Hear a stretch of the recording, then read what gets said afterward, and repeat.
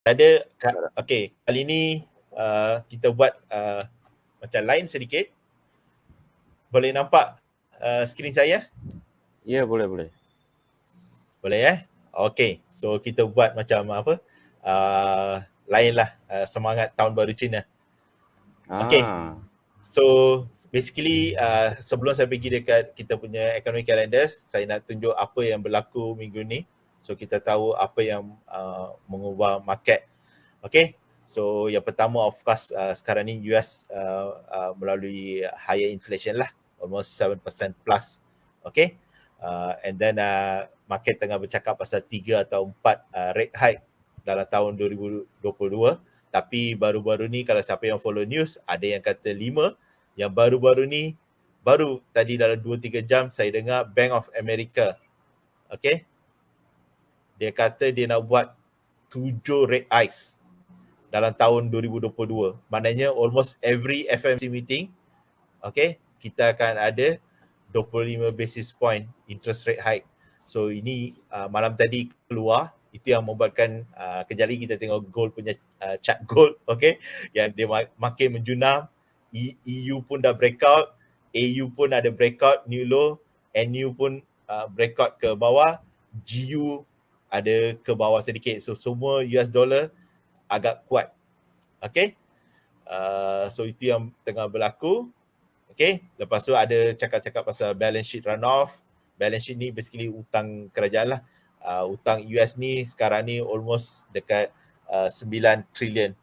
Okay, so ini adalah sesuatu yang ni, tapi dia orang kata mungkin sambil increase interest rate ni, yang ni pun dia orang akan kurangkan. So itu yang membuatkan US dollar agak kata kuat ataupun terlalu kuat dalam minggu ataupun 2-3 minggu ni.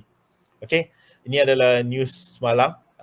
Basically inflasi agak tinggi, rasanya daripada tahun 1983 kalau tak salah saya. Maknanya dekat-dekat 40 tahun ataupun 38 tahun to be exact, paling tinggi lah. Okay, so ini adalah antara inilah ayat inflation yang bulan lepas yang kita dapat. Okay, so lepas tu of course geopolitical issue. Ini yang hari tu hari Isnin sampai hari Rabu ataupun even hari Khamis, gold naik ataupun US dollar agak melemah, antara sebab-sebab dia lah. Okay, and then kita ada market sentiment still slightly negative, and then itu kita boleh nampak dekat S&P 500. Okay, kita nampak dekat apa tu Dow Jones, S&P 500, lepas tu Dow Jones and Nasdaq. Nasdaq yang paling teruk kena. Okay, ni semua jatuh almost rasanya 11%, 14%. Nasdaq close to 18-20% dia dah jatuh. Saya rasa ini sesuatu yang kita pernah bercakap beberapa bulan lepas tu 2-3 minggu lepas kita pernah cakap, tapi benda ni kita ingatkan akan berlaku dalam bulan 2, tapi somehow rather dia dah berlaku bulan ni ataupun dah start berlaku penurunan ni. Jadi sekarang persoalan dia sama ada saham ataupun equity market dia akan recover, okay, ataupun dia dah sambung, maknanya dia dah start bearish run. So tiga-tiga nampak macam penurunannya dah mula masuk dekat bearish zone. Okay, ini yang sekarang ni market tengah takut sama ada dia dah mula masuk ataupun dia cuma sekarang ni datang ke support untuk rebound balik. Jadi kalau dia rebound, maknanya good news lah untuk market. Tapi kalau dia dah kira dah masuk dekat zone ni, ataupun ada orang panggil death cross, ini mungkin you all boleh Google apa semua tu. So kalau dia dah masuk dekat death cross, maknanya market dah mula sentiment negatif. So kalau ada rebound, maknanya kita sambung balik lah kita punya bullish run. Tapi kalau market rasa ni dah masuk death cross, maknanya market akan bearish lah. Tapi buat masa ni mungkin kita akan tengok, tapi saya rasa belum lagi masuk death cross, okay, tapi akan masuk dalam dalam masa terdekat sebab market ni dah terlalu, valuation dia dah terlalu tinggi. Okay, tambah lagi kita nak increase rate hike. sampai 5-7 kali, dan benda ni pasti akan berlaku. Okay, so lepas tu minyak pun dekat dalam uptrend cycle. So sekarang ni minyak pun dah dekat almost $85 hingga ke $90.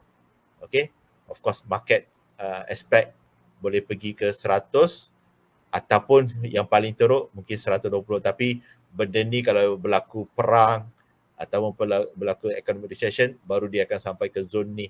Tapi zone ni yang sekarang ni market tengah takut-takut nak masuk dekat zone ni.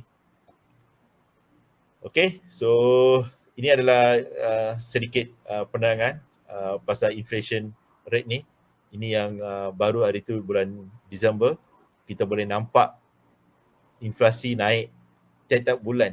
Okay, so ini yang kita nampak inflasi yang paling tinggi lah dekat sejarah. Jadi itu yang sekarang ni US dollar terpaksa ataupun dipaksa dinaikkan jadi kuat supaya graf ni boleh sampai ke 3 hingga 4, ataupun sebenarnya target ada 2%, tapi nak dapat 2% dalam masa beberapa bulan mustahil.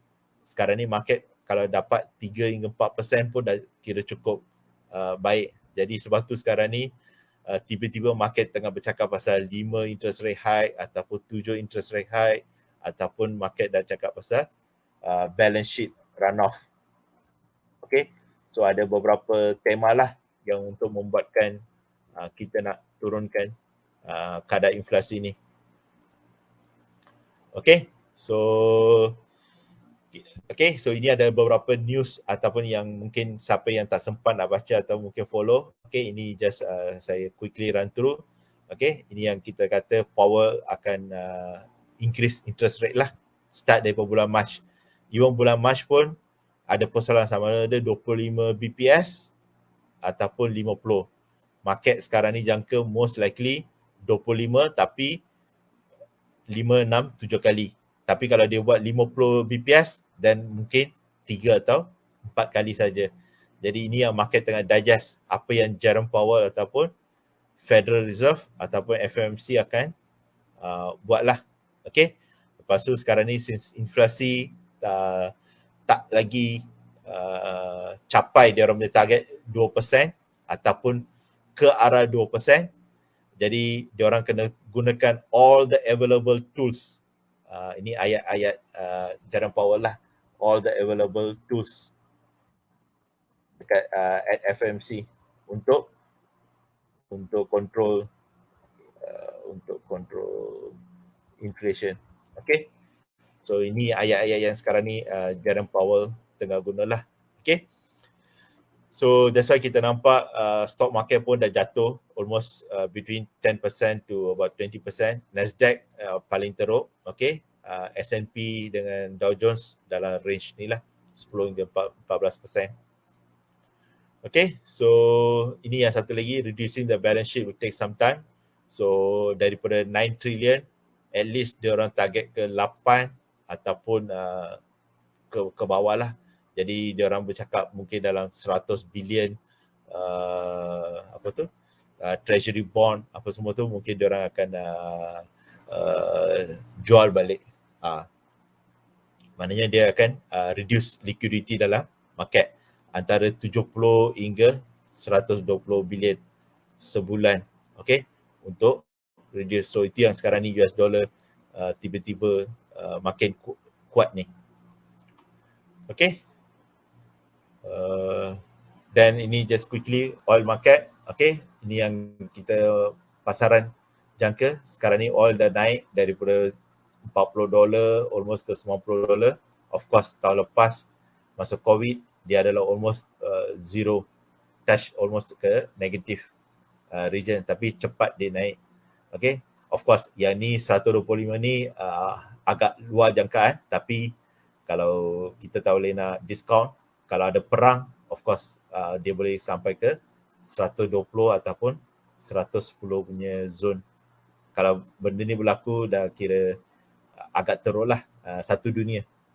Okay, and of course some OPEC countries struggling untuk raise supply.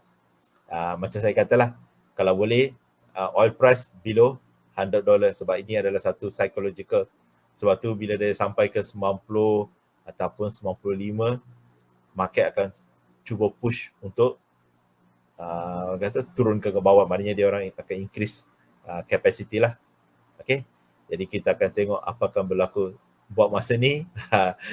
Dia duduk, katakan ini kalau resistant, sekarang ni oil dekat-dekat dengan resistant ni, jadi banyak pressure untuk turun ke bawah almost ke $80 ataupun 70. Safe region antara 70 hingga $80. Ke atas ni dah mula dah masuk zone orang kata warna orange atau warna merah lah, red zone. Okay, ini equity market. So macam saya kata, bila interest rate naik, stock market kebanyakan masa ataupun selalunya dia akan turun. So macam ni S&P 500 saja dah almost 9% dia dah turun. Okay, and then kita expect US economy untuk slow down a bit.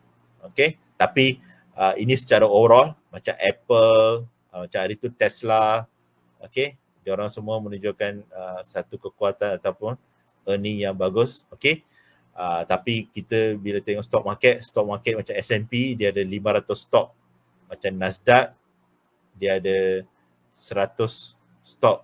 Jadi macam 1-2 stock macam ni mungkin, especially stock macam kita kata yang besar-besar, Apple, Facebook, Tesla, Microsoft, mungkin dia orang akan naik, tapi stok-stok yang orang kata yang kurang sedikit ataupun bulk of it, mass stocks, mungkin akan sambung dia punya penurunan.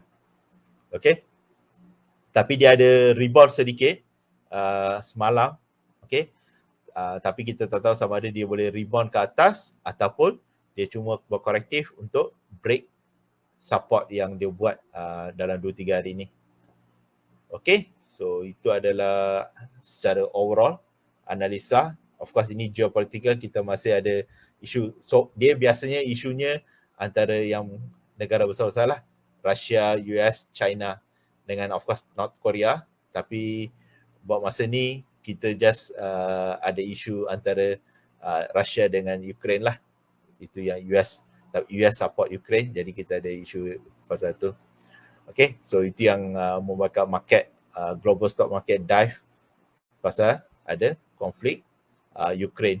So Russia dengan Ukraine and also interest rate buatkan market bukan saja US market tapi juga FTSE dekat UK ataupun kat London dan juga overall dekat Asia dengan Europe pun semua menunjukkan penurunan sebab dia tak berapa bagus untuk market sentiment buat masa ni.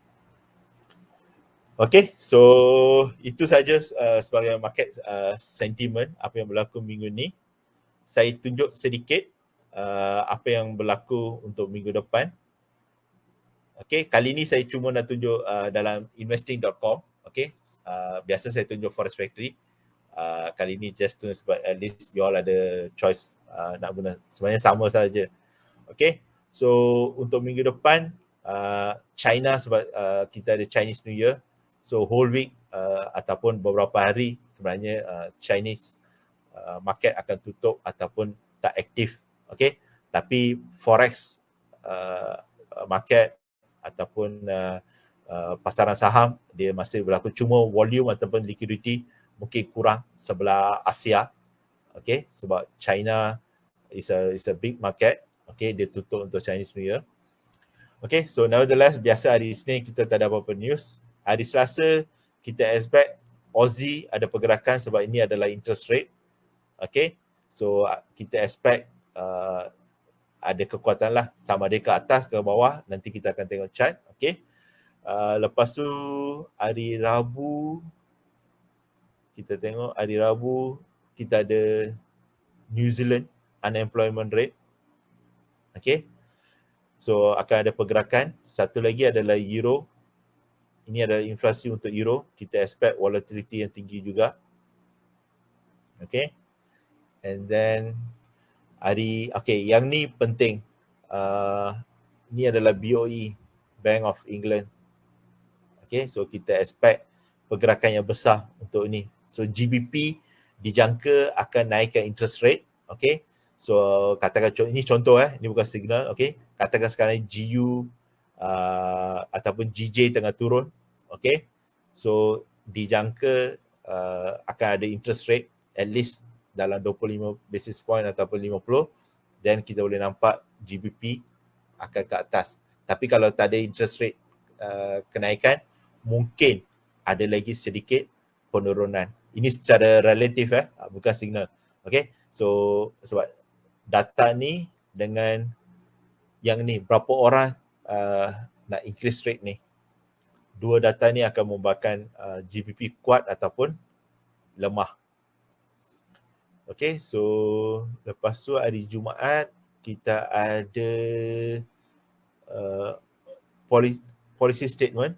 Mungkin ada pergerakan, okay, sebab statement ni mungkin hawkish ataupun dovish, so kena tengoklah apa dia keluar.